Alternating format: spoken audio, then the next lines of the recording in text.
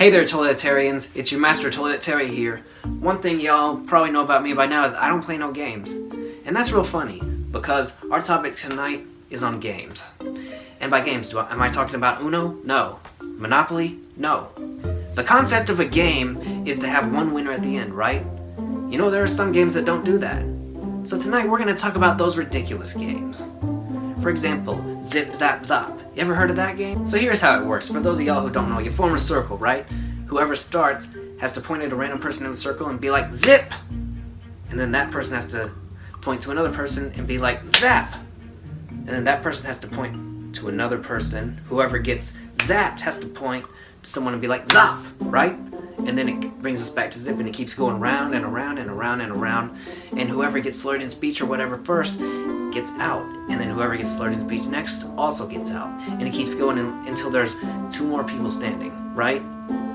What? You can't have one winner. You have to have two winners, not one. So yeah, that's one of them. And yes, that is extremely different from having a tie. Those two are entirely different things. There's this other game that I played one time with a group of mine at church youth group, and believe it or not, it's called Honey, If You Love Me, You Will Smile. And the concept of that game is just like in Zip Zap Zop, okay? You get in a circle, right?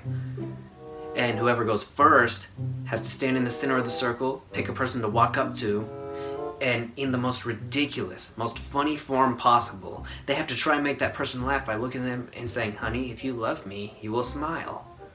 And if that person doesn't laugh and can say without cracking a smile, honey, I love you, but I just can't smile, that person has to keep going around the circle until they make somebody laugh, and whoever laughs has to go next. And then that person just gets to reclaim their place in the circle. I don't really get the concept of that one either, because how can you win that game? Don't even ask me how you can win that. I remember when it came to my turn when I was playing that game with my church youth group, right? I thought I had it down pat. I thought that I was going to be able to make this person lose it, right? But they must have been really good, because my strategies never worked. I must have been in the circle for like 30 minutes. I must have been the only person that was not able to keep a straight face throughout the entire game, because I had to go like, 15 to 20 times, and I was in the circle for like 20 to 30 minutes each time that I went. I mean, seriously, I was walking up to girls and being like, honey, if you love me, you're gonna smile. And by the way, you have a really nice face. They would just be like, honey, I love you, but I just can't smile. You know how every church youth group has that one kid who's quiet, really serious, doesn't say a word, right? Even he was playing, and even he lost it that day, though. The mischief maker in the group goes up to him, and before he can even say, honey, if you love me, you will smile, he just loses it. He busts out laughing and starts rolling around on the floor. And he cannot get up. He's just laughing so hard.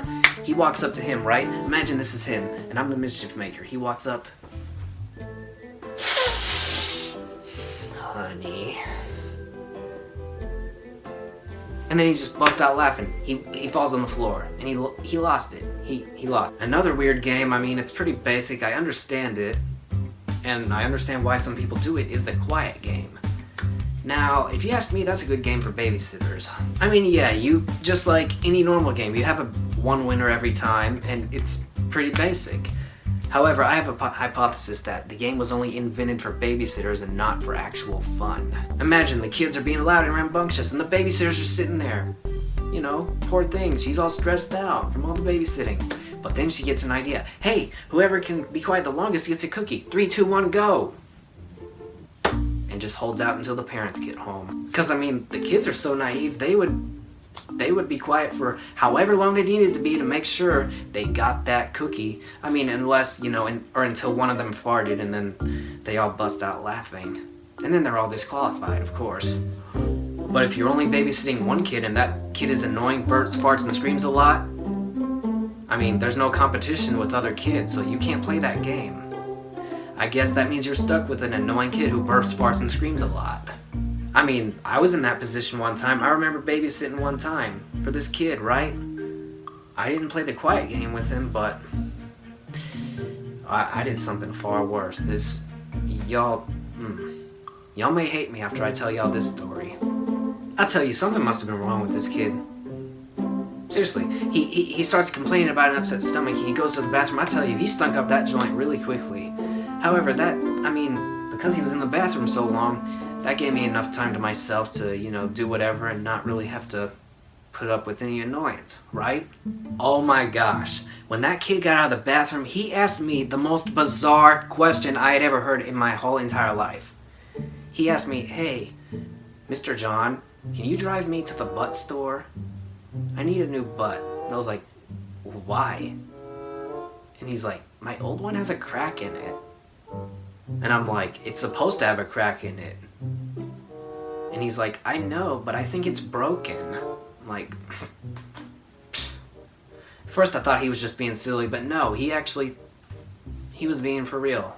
Poor kid. Like I said, this kid got issues. Something must be wrong.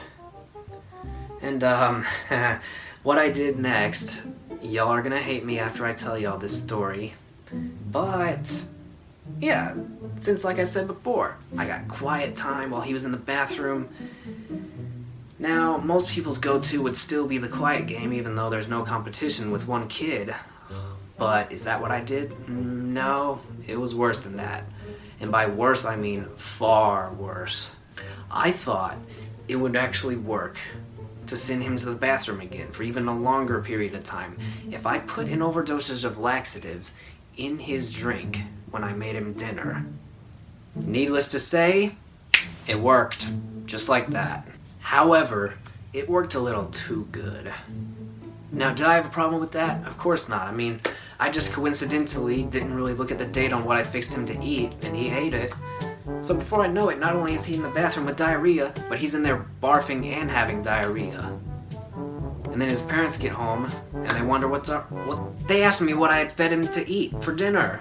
And when I showed them the box, they looked at the date, and yeah, even though it was technically their faults for not looking on the dates of foods and throwing them away before someone could come into their house and make a mistake, yeah, they fired me for not being cooperative. Now, did I care? No. Needless to say, I am never babysitting again. I will say, though, to that family, for future reference, I never said this to their face, but I'm going to say it to y'all anyway, just for future reference. If you ever need to find a babysitter for your kid, make sure you look at the food and the dating on it before you let a babysitter into the house, and you throw away any food that's outdated. And try not to buy any food that's outdated, that'll outdate quickly either. Because if you ask me, that wasn't my fault. That was the parents' fault for leaving outdated food in the fridge. I hope you guys enjoyed that. I will be doing another one of these very soon. And, toilet out.